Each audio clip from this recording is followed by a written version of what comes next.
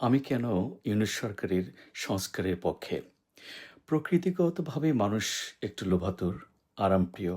তাদের মনটা সবসময় চায় সহজে কিছু একটা যদি পাওয়া যায়। এই এই লোভাতুর মনকে সংযত করে রাখতে হয় তাদের সংযমের মাধ্যমে এবং শিক্ষা, দীক্ষা এগুলাকে আরও বিবেচক হতে, মানুষকে বিবেচক হতে এবং সংযত হতে সাহায্য করে। কিন্তু দুঃখজনকভাবে হলেও সত্য, আমি আমার অনেক উচ্চশিক্ষিত বন্ধুদেরকে দেখেছি যে তারা এই এই সংযত মনকে প্রাইভেটলি থাকা সত্ত্বেও কেমন জানি একটা বিশেষ সময়ে সুযোগ আসলে তারা সেটাকে আর কন্ট্রোল করতে পারেন না।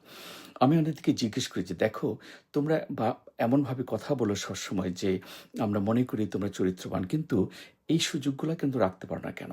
তারা বলে, "এই সুযোগ দল যখন ক্ষমতায় থাকে তখন প্রত্যেকেরই আসে। আমি যদি না নেই তাহলে অন্য দল সেটা নিয়ে নেবে।"